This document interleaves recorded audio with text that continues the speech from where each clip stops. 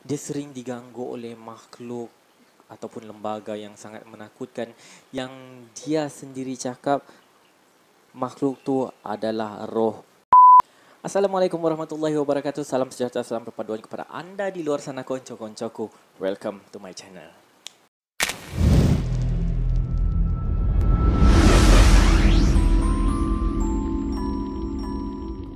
Terima kasih kerana klik video ini untuk mengetahui konten yang saya keluarkan pada setiap minggu. Dan bagi siapa yang belum subscribe, please subscribe and turn on your notification untuk mengembangkan lagi channel saya ni. So siapa yang bosan dalam tempoh PKPD dan PKPP whatsoever ni, boleh layan channel saya.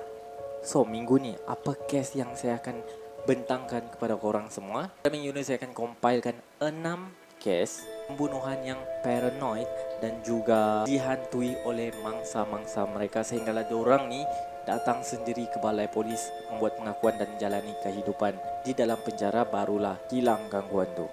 So never further, jump into the deep case. Kes yang pertama adalah kes Al Capone ataupun Scarface, yang merupakan seorang penjenayah ataupun gangster lah guys di Amerika Syarikat yang sangat terkenal pada era 1920-an. Pada ketika itu, pada tarikh 14 Februari 1929, satu tragedi telah berlaku dan menggemparkan Amerika Syarikat pada ketika itu, yang dipanggil sebagai tragedi Valentine's Day Massacre, yang menyebabkan 7 orang daripada geng Northside ditembak mati oleh Southside, iaitu geng Al Capone ni lah. So selepas beberapa bulan kejadian tu berlaku kan, polis pun berjaya menangkap geng-geng Al Capone ni dan mereka dipenjarakan guys. Korang nak tahu tak, semasa di dalam penjara, pegawai penjara dan orang-orang penjara dekat sana lah, polis penjara, menyatakan dorang sering terdengar si Al Capone ni menjerit macam ketakutan lah guys. Tapi bila dorang buat rondaan pergi ke sel Al Capone ni, dorang dapati Al Capone memang bersendirian dan memang tiada tanda-tanda ada orang lain di situ melainkan dia seorang. So hal ni berlanjutan sampailah dia habis hukuman guys. Selepas dia habis daripada hukuman tu dan dibebaskan, dia still lagi menghadapi ataupun mengharungi hari-hari yang sama yang dia sering menjerit ketakutan dan sebagainya. Dan dia membuat pengakuan bahawa apa yang dia alami adalah gangguan daripada seorang bekas mangsanya, iaitu Jimmy, yang terlibat dalam kes Valentine tu tadi. Kes yang kedua adalah Jose E. Ferreira Jr. Ketika umur si Jose ni 17 tahun, dia berkenalan dengan seorang remaja cantik perempuan lah, yang berumur 13 tahun pada ketika itu. So dia 17 dan perempuan tu 13, iaitu Claire Jopek, pada sekitar tahun 1982, yang berlaku yang orang berkenalan ni di pesta sekolah dorang lah. Setelah tu, Jose ni mengajak si Claire untuk pergi ke ruang bawah tanah. Dia mengajak lah, mengumpan kan. Tapi Claire ni tidak mau ataupun dia tak setuju lah. Dia membentak, dia tak setuju, dia tak mau ikut. Dan apa yang si Jose buat ni, dia paksa si Claire ni untuk ikut dia ke bawah tanah, sehingga menyebabkan Claire pengsan dan dia diheret dengan ganasnya hingga ke bawah tanah. Claire diperkosa dalam keadaan tidak sedarkan diri. Lepas tu guys, si Jose ni baru perasan kemungkinan besar Claire telah mati disebabkan tengkuknya telah patah ketika dia mengheret dan menuruni tangga tersebut lah. So apa yang Jose buat, dia keluarkan mayat tu dari ruang bawah tanah dan mengubur mayat Claire.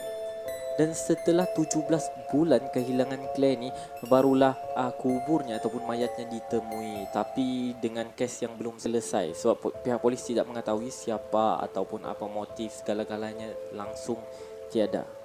Dan setelah 30 tahun kes tu guys, barulah Jose ni pergi ke balai polis dan membuat pengakuan bahawa dia adalah pembunuh sebenar Claire. Dan apa yang terjadi pada waktu itu, dia semua bagi information kepada pihak polis. Kerana menurut Jose, dia sering diganggu oleh roh Claire semenjak kejadian malam tu. Tapi heran juga, sampai 30 tahun kan baru dia ada kekuatan untuk membuat pengakuan. Mark Bridge adalah kes yang ketiga. Pada tahun 2012, seorang kanak-kanak telah dilaporkan hilang guys bernama April Jones. Berdasarkan saksi yang ada pada ketika itu yang juga berusia 7 tahun melaporkan dia ternampak kawannya itu yaitu si April menaiki satu kenderaan berwarna kelabu dalam keadaan yang happy lah, macam tersenyum riang sambil mengikuti kenderaan tersebut. Polis pun membuat penyiasatan berdasarkan daripada laporan yang dibagi yang membawa mereka kepada Mark Bridge. Dia merupakan suspek utama dan juga dibuktikan memang bersalah atas kesalahan merogol dan juga membunuh April Jones.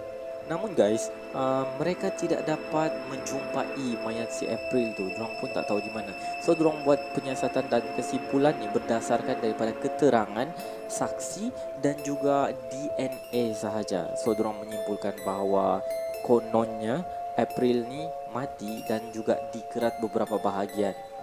That's why diorang hanya menjumpai tengkorak April Jones yang mereka jumpai di rumah Mark Bridge. Itu pun dalam keadaan yang hangus dan terbakar. So Mark pun dijatuhkan hukuman penjara dan tidak dibenarkan keluar. Dan dalam satu wawancara, Mark memberitahu para wartawan bahawa dia sering diganggu oleh makhluk ataupun lembaga yang sangat menakutkan, yang dia sendiri cakap makhluk tu adalah roh April Jones yang mau membalas dendam terhadapnya. Kes yang keempat, Bhim Shankar Giri.